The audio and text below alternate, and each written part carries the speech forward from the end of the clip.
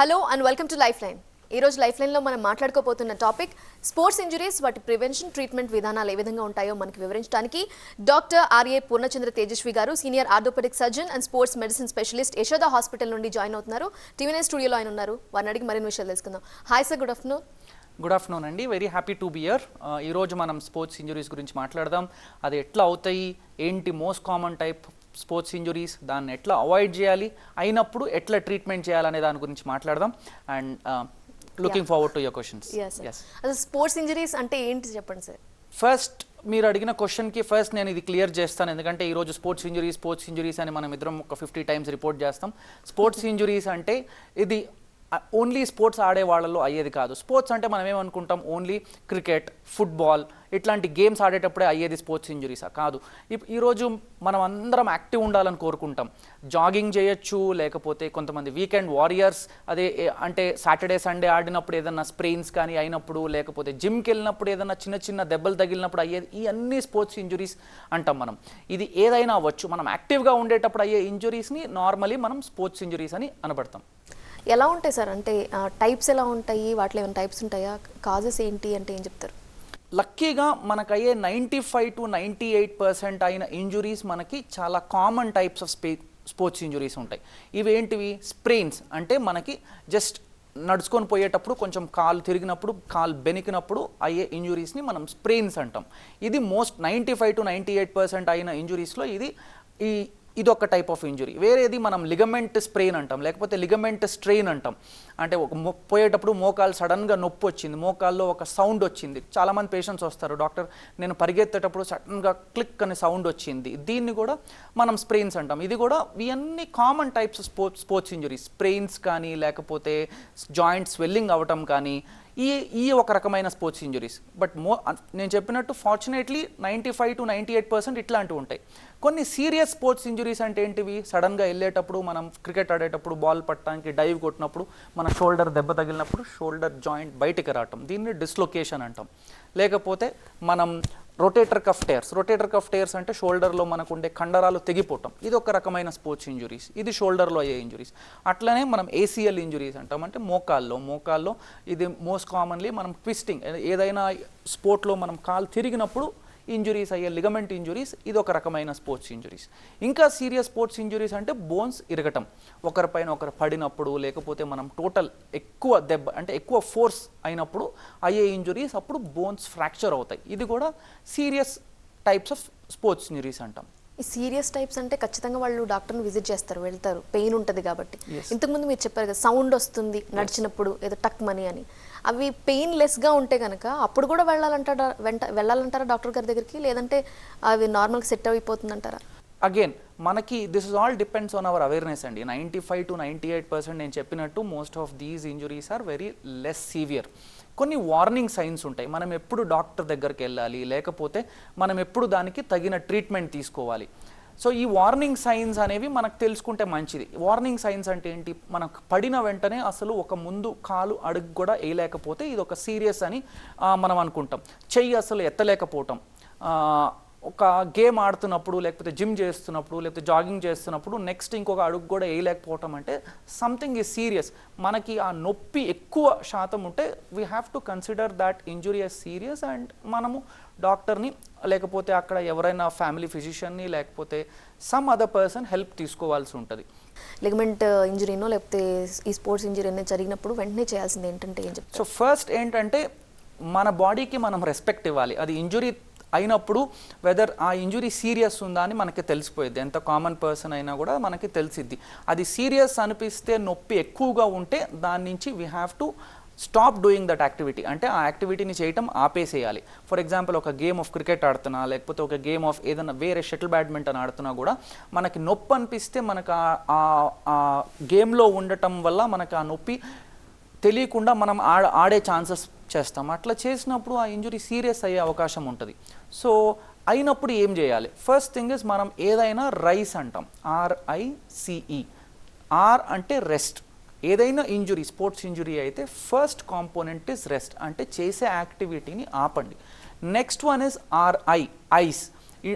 అక్కడ ఏమన్నా ఐస్ ఉంటే లేకపోతే ఐస్ ప్యాక్స్ ఉంటే లేకపోతే ఇంటికి వచ్చి ఐస్ క్యూబ్స్ని ఒక కవర్లో వేసుకొని ఆ జాగా పైన మనం ఐస్ పెట్టాలి. ఐస్ పెట్టినప్పుడు ఏమవుతుంది, స్వెల్లింగ్ తగ్గుతుంది, నొప్పి తగ్గుతుంది మనకి. మూడోది వచ్చేసి కంప్రెషన్. ఏదైనా మనం క్రెప్ బ్యాండేజ్ కానీ లేకపోతే ఇంట్లో ఉండే ఒక ఎలాస్టిక్ బ్యాండేజ్ కానీ ఆ ఏరియా చుట్టూ మరీ టైట్ అవ్వకుండా మరీ లూజ్ అవ్వకుండా మనకి కంఫర్టబుల్ ఉండేటట్టు కొంచెం ఆ ఏరియా చుట్టూ చుడితే స్వెల్లింగ్ అనేది తగ్గుతుంది. The last part of rice is elevation. అంటే ఆ ఇంజురీ అయిన భాగంని కొంచెం ఎత్తు మీద పెట్టుకోవాలి. కాలుకైతే ఒక దిండు మీద, లేకపోతే చెయ్యి అయితే కొంచెం ఇట్లా మన చొక్కా దాంట్లో సపోర్ట్ చేసుకొని ఇట్లా ఉంటే మనకి ఎక్కువ బ్లీడింగ్ అవ్వకుండా ఆ స్వెల్లింగ్ అవ్వకుండా అయిన ఇంజురీ కంట్రోల్ చేయగలుగుతాం. These are the first aid mechanism for any sports injury. So ఇది గుర్తుపెట్టుకోవటం చాలా మంచిది, RICE. What about kids sir? వీళ్ళు చాలా యాక్టివ్గా ఉంటారు, బాగా గేమ్స్ ఆడుతుంటారు, వీళ్ళకి దెబ్బలు తగులుతూ ఉంటాయి. కాబట్టి వాళ్ళకి అసలు అలాంటి ఇంజురీస్ జరగకుండా ఉండాలంటే ఏమైనా ప్రివెన్షన్ మెథడ్స్ ఏమైనా ఉంటాయా? మీరు ఏం సజెస్ట్ చేస్తారు? మీరు అడిగిన క్వశ్చన్ యాక్చువల్లీ చాలా మంచిదండి. నేను స్పోర్ట్స్ ఇంజురీ స్పెషలిస్ట్ని. నా వృత్తి I'm an orthopaedic surgeon, but trained extensively in the sports injuries, దీని ప్రివెన్షన్, దీని ట్రీట్మెంట్. సో చాలామంది నా పేషెంట్స్ ఎలీట్ స్పోర్ట్స్ పర్సన్స్ ఉంటారు, రంజీ ట్రోఫీ ఆడేవాళ్ళు కానీ లేకపోతే ఇప్పుడు హైదరాబాద్లో ఏమవుతుందంటే because of many players like మన షటిల్ బ్యాడ్మింటన్ ప్లేయర్స్ ఇటీవల అయిన మెడల్స్ వల్ల మెనీ పీపుల్ యంగ్ ఏజ్లో స్టార్టింగ్ ఫ్రమ్ 6 years 7 yearsలో అకాడమీస్లో జాయిన్ చేస్తున్నారు. రోజుకి 8 hours 9 hours వీళ్ళకి ట్రైనింగ్ జరగబడుతుంది. They are exclusively into sports. Professional athletes ఏదైతే అంటామో we are starting to gain that thing in India. ఇప్పుడు ఇతర దేశాల్లో ఉండేది ఒక 5-6 years బ్యాకే వెస్టర్న్ కంట్రీస్లో స్టార్ట్ అయింది. ఇప్పుడు ఇండియాలో many parents are realising this and putting their kids in. And చిన్న ఏజ్లోనే we are starting we want our kids to be active and స్పోర్ట్లో ఇన్వాల్వ్ చేస్తున్నారు.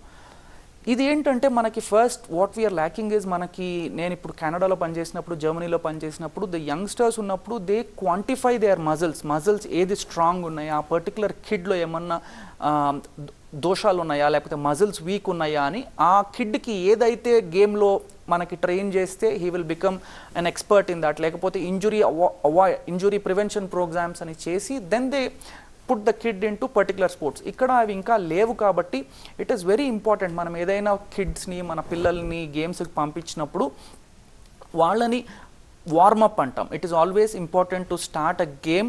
Before starting a game warm-up exercises చేయాలి. డైరెక్ట్గా మనము 100 kilometers రేస్ ఉరకకుండా దానికన్నా ముందు మజిల్స్ యాక్టివేట్ చేసుకోవాలి. ఈ వార్మప్ చేయటం వల్ల మన బాడీలో ఆ మజిల్స్లో బ్లడ్ ఫ్లో పెరిగి ఇంజురీ అయ్యే ఛాన్సెస్ తక్కువ ఉంటాయి. తర్వాత we should tell hour kids to exercise అంటే గేమ్ ఆడే ముందు they have to have exercise. మంచి ఫిజియోథెరపిస్ట్, మంచి ట్రైనర్స్, మంచి ఎక్విప్మెంట్ కూడా, షూస్ అని. మనం ఒక షటిల్ బ్యాడ్మింటన్ ఆడేటప్పుడు డిఫరెంట్ టైప్స్ ఆఫ్ సర్ఫేసెస్ ఉంటాయి. వుడెన్ సర్ఫేస్ అంటాము, లాన్ అంటాము. సో లాన్లో ఆడే షూస్ని వుడెన్ సర్ఫేస్లో వేసుకుంటే స్లిప్ అయ్యే ఛాన్సెస్ ఎక్కువ ఉంటాయి. స్లిప్ అయినప్పుడు ఇంజురీస్ అవుతాయి. ఇవన్నీ these are important which is the responsibility of a particular academic trainers. ఇది చాలా very very very important but చాలా నెగ్లెక్ట్ చేయబడే topic. So the small things ఇది చాలా మటుకి ఇంజురీ ప్రివెన్షన్కి, మన పిల్లలకి పెద్ద అయినప్పుడు if they want to become big sports person ఇవన్నీ హెల్ప్ చేస్తాయి. Yeah sir. అలానే మీరు ఇప్పుడు చెప్పినట్టు వాకింగ్ చేసేటప్పుడు కూడా చాలామంది షూస్ వేసుకోకుండా వెళ్ళి స్ప్రెయిన్ అవుతూ ఉంటాయి. అడల్ట్స్లో అయితే ఇలా స్ప్రెయిన్ కానీ ఇలాంటివి ఏమి ఇంజురీస్ జరగకుండా ఉండాలంటే ప్రివెన్షన్ మెథడ్స్ అవి ఎలా ఉంటాయి చెప్పండి సార్?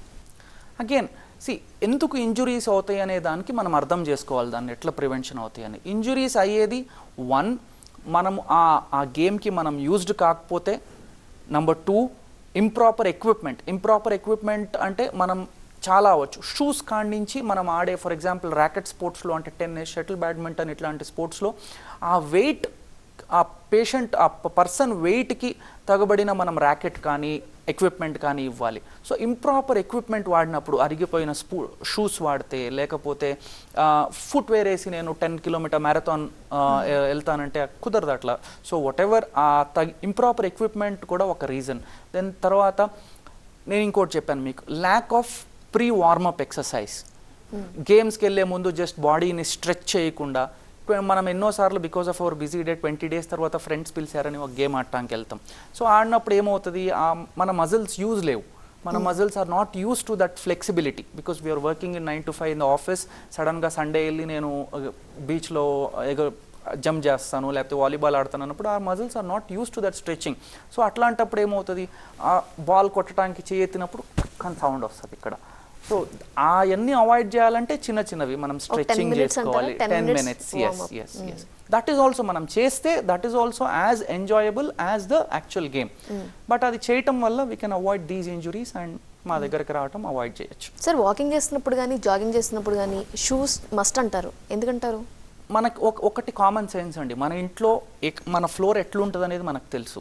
మన ఇంట్లో రోజు తిరుగుతాం కాబట్టి మన ఆచారం ప్రకారం మన ఇంట్లో చెప్పులు వేసుకునేది చాలా తక్కువ.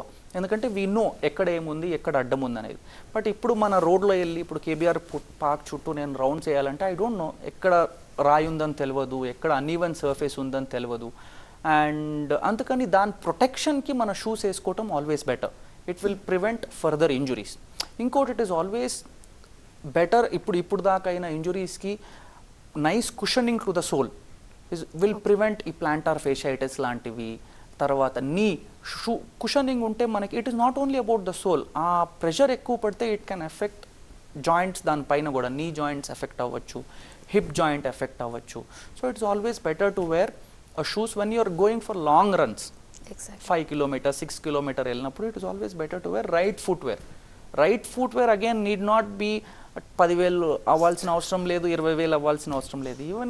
ఈవెన్ అ బేసిక్ ఫుట్వేర్ సరిపోతుంది. But it should fit you right and sole అరిగిపోకుండా మంచిగా ఉంటే ఇంజురీస్ తక్కువ. ఇంజురీ జరిగినప్పుడు ఏదన్నా వెంటనే ఫిజియోథెరపీ అంటారు, ఫిజియో చేయించుకోవడానికి వెళ్తుంటారు. ఇది నిజంగా అంత ఇంపార్టెంట్ అంటారా, లేకపోతే అది అంత యూస్ఫుల్ అవుతుంది అంటారా? ఏ కేసెస్లో ఇంపార్టెంట్? నేను చెప్పినట్టు మెజారిటీ ఆఫ్ ఇంజురీస్ అండి చాలా మైనర్. స్ప్రెయిన్స్ కానీ, స్ప్రెయిన్స్ అంటే ఏంటి, లిగమెంట్ ఉంటుంది, లిగమెంట్ కట్ అయినప్పుడు దాన్ని గ్రేడ్ 1, గ్రేడ్ 2, గ్రేడ్ 3 అంటాం. గ్రేడ్ 1 అంటే జస్ట్ సాగటం, లిగమెంట్ స్ట్రెచ్ అయితే మనం గ్రేడ్ 1 స్ప్రెయిన్ అంటాం. అదే స్ట్రెచ్ అయ్యి కంప్లీట్ ఆ ఎలాస్టిసిటీ పోయి కంప్లీట్గా కట్ అయితే దాన్ని టేర్ అంటాం. సో స్ప్రెయిన్కి టేర్కి వ్యత్యాసం మనం ఇట్ ఇస్ స్ట్రెచ్చింగ్ అంటే లిగమెంట్ స్ప్రెయిన్ అంటాం, లేదా టేర్ అంటే ఇట్స్ అ గ్రేడ్ 3 స్ప్రెయిన్ అంటాం. సో ఈ మైనర్ ఇంజురీస్కి ఫిజియోథెరపీ అంతా హెల్ప్ చేస్తుంది. ఎట్లా హెల్ప్ చేస్తుంది, ఆ స్ప్రెయిన్కి మనం కొంచెం రెస్ట్ ఇవ్వటం, అల్ట్రాసౌండ్ థెరపీ లాంటి, లేకపోతే ఎక్సెంట్రిక్ మజిల్ స్ట్రెచ్చింగ్ అంటాం. అంటే ఆ మజిల్ని రెస్ట్ చేసి దాని బదులు వేరే మజిల్స్ని యాక్టివేట్ చేస్తారు ఫిజియోథెరపిస్ట్ అనేవాళ్ళు. దీని ద్వారా ఆ ఇంజురీ అయిన మజిల్స్కి మనం హీలింగ్ ఇచ్చే అవకాశం ఇస్తాం. But again it is important. ఇప్పుడు ఈ ఫిజియోథెరపిస్ట్ అనేవాళ్ళు ప్లస్ డాక్టర్స్ అనేవాళ్ళు there are too many people. But ఈ స్పోర్ట్స్లో trained physiotherapist will be better equipped identify చేయడానికి. ఏ దానికి ఫిజియోథెరపీనే సరిపోయిద్ది, ఏ ఇంజురీకి మా ఫిజియోథెరపీ కన్నా ఎక్కువ ఇంటర్వెన్షన్ కావాలి. ఎందుకంటే ఇప్పుడు తప్పు రకమైన ఫిజియోథెరపీ చేసినా కూడా స్ప్రెయిన్ టేర్ అయ్యే అవకాశం ఉంటుంది. సో అన్నిటికీ ఫిజియోథెరపీ కాదు, అన్నిటికీ డాక్టర్ సర్జరీ కాదు. ఇట్ షుడ్ బి ఇఫ్ పేషెంట్కి ప్రాబ్లం అనిపిస్తే always better to visit a place where there is a team. ఒక ఈ sports physiotherapist plus sports surgeon ఉండే టీమ్ని విజిట్ చేసి what is better for that patient అనేది మేము డిసైడ్ చేస్తాం. సార్ అంటే జనరల్గా ఇప్పుడు ఎలా ఐడెంటిఫై చేస్తారు, డాక్టర్ దగ్గరికి వెళ్ళినప్పుడు స్పోర్ట్స్ ఇంజరీని ఐడెంటిఫై చేసి ఎలా ట్రీట్ చేస్తారు అనేది ఎలా ఉంటుంది? సో పేషెంట్ వచ్చినప్పుడు మోస్ట్ ఆఫ్ ద టైమ్స్ చూసినప్పుడు కాలు ముట్టి చూసి, ఫర్ ఎగ్జాంపుల్ ఏదన్నా ఒక పేషెంట్ వస్తాడు, డాక్టర్ నేను నడుస్తూ ఇట్లా కాలు స్లిప్ అయిపోయింది, పడ్డాను, ఇప్పుడు నాకు మోకాలు నొప్పి వస్తుంది, నడవలేకపోతున్నాను, నడుస్తుంటే బ్యాలెన్స్ తప్పిపోతుంది అని పేషెంట్ వస్తాడు. ఫస్ట్ ఏదైనా డాక్టర్ తనకు ఆ కాల్ని ముట్టి చూస్తాం, మనం ఎగ్జామిన్ చేస్తాం. ఎగ్జామిన్ చేసినప్పుడు మోస్ట్ ఆఫ్ ద టైమ్స్ ఆ దాంట్లో స్పెషలైజ్డ్ పర్సన్స్కి తెలిసిపోతుంది దీంట్లో ఏం ప్రాబ్లం ఉంది, మైనర్ ప్రాబ్లమా మేజర్ ప్రాబ్లమా. మనకి మైనర్ ప్రాబ్లం అనుకుంటే ట్యాబ్లెట్స్తో తగ్గిపోయేది, రెస్ట్తో తగ్గిపోయేది అంటే ఇనిషియలీ ట్యాబ్లెట్స్, మెడిసిన్స్, దానికి తగిన ఫిజియోథెరపీ అడ్వైస్ చేస్తాం. ఇఫ్ నా దగ్గరకు వచ్చిన పేషెంట్ నేను ఏమన్నా లిగమెంట్ ఇంజురీ సస్పెక్ట్ చేస్తున్నా, లేకపోతే వాషర్ ఏమన్నా డ్యామేజ్ అయింది, లేకపోతే మేజర్ వేరే ఇంజురీ ఉండి సస్పెక్ట్ చేస్తున్నా అంటే కొన్ని టెస్ట్ చేపిస్తాం. ఈ టెస్ట్ ఎక్స్రే కాడి నుంచి ఎంఆర్ఐ స్కాన్ వరకు ఉండొచ్చు. అది అవసరం బట్టి చెప్తాం. చిన్న డ్యామేజ్ ఎముకకి ఏమన్నా అయింది అంటే నార్మలీ ఎక్స్రే చెప్తాం. లిగమెంట్స్, వాషర్ ఇవన్నీ ఎక్స్రేలో మనకి కనపడవు, అప్పుడు అల్ట్రాసౌండ్ స్కానింగ్ కానీ లేకపోతే ఎంఆర్ఐ స్కానింగ్ కానీ చెప్తాం. So most of the times మనకి 99 to 100% ఆఫ్ ద టైమ్స్ మనకి మ్యాక్సిమం ఎంఆర్ఐ అవసరం పడుతుంది. ఎంఆర్ఐలో మనకి అన్నీ తెలుస్తాయి. ఒకవేళ సివియర్గా ఏమైనా ఇంజరీ జరిగితే వాళ్ళు నార్మల్ అవ్వడానికి మళ్ళీ గేమ్స్లో పార్టిసిపేట్ చేయడానికి ఎంత టైం పట్టొచ్చు అంటారు రికవర్ అవ్వడానికి? సీవియర్ ఇంజురీస్ అంటే నేను చెప్పినట్టు సీవియర్ ఇంజురీస్ ఏమవచ్చు అండి, జాయింట్ డిస్లొకేషన్ అవ్వచ్చు, మన లిగమెంట్స్ అన్నీ కట్ అయిపోవచ్చు, లేకపోతే ఎముకలు కట్ అవ్వచ్చు. దీన్ని మనం బ్రాడ్గా చూస్తే ఇవి సీరియస్ ఇంజురీస్ అంటాం. సో మనం ఇప్పుడు ఉండే టెక్నిక్స్ అంటే మినిమలీ ఇన్వేసివ్ టెక్నిక్స్, స్కిన్ని కట్ చేయకుండా చిన్న హోల్స్ ద్వారా కెమెరా ద్వారా చేసే సర్జరీస్, ఆర్థ్రోస్కోపిక్ సర్జరీ ఏదైతే అంటామో, లేకపోతే మినిమలీ ఇన్వేసివ్ సర్జరీ ఏదైతే అంటామో, చిన్న చిన్న పనులు చేసుకోవటానికి, ఫర్ ఎగ్జాంపుల్ చిన్న జాగింగ్ చేయడానికి, చిన్న నడవటానికి patient can be doing those in 2 నుంచి 3 వారాల్లోనే చేయొచ్చు. బండి నడిపే ఇట్లాంటి యాక్టివిటీస్ నార్మలీ 1 నెల నుంచి 6 వీక్స్లో స్టార్ట్ చేస్తాం. బట్ మీరు చెప్పినట్టు మళ్ళీ గేమ్స్కి వెళ్ళాలి అంటే ఆ గేమ్ బట్టి డిపెండ్ అవుతుంది. బట్ మన ఇండియాలో ఆడే కామన్ గేమ్స్ ఏదైతే ఉన్నాయో, క్రికెట్, షటిల్ బ్యాడ్మింటన్, టెన్నిస్, ఇప్పుడు కబడ్డీ, ఇవన్నీ the average time period is between 8 to 9 months. Sir జనరల్గా స్పోర్ట్స్ పీపుల్ అంటే స్పోర్ట్స్ పర్సన్ అంటే డైట్ చాలా ఇంపార్టెంట్ అంటారు కదా. ఇంజురీస్ జరిగిన తర్వాత ఇంకేమైనా డైట్లో మార్చాల్సినవి ఏమైనా సజెస్ట్ చేస్తూ ఉంటారా సార్? డయట్ చాలా ఇంపార్టెంట్ అండి. దేనికంటే మనం డైట్ చాలా కారణాలకి ఇస్తాం. ఫర్ ఎగ్జాంపుల్ హెవీ వెయిట్ లిఫ్టర్స్లో హై ప్రోటీన్ ఫుడ్ తీసుకుంటారు. ఈ ఇంజురీస్ జరిగిన తర్వాత డాక్టర్ వైపు నుంచి కానీ లేకపోతే స్పోర్ట్స్ ఇంజురీ రికవరీ ట్రీట్మెంట్కి కానీ కొన్ని డైటరీ మోడిఫికేషన్స్ చెప్తాం. ఫర్ ఎగ్జాంపుల్ కొన్ని పేషెంట్స్కి హై ప్రోటీన్ ఫుడ్ చెప్తాం, హై ప్రోటీన్ ఫుడ్ లేకపోతే లో ఫ్యాట్ ఫుడ్, లో ఆయిలీ ఫుడ్స్ చెప్తాం.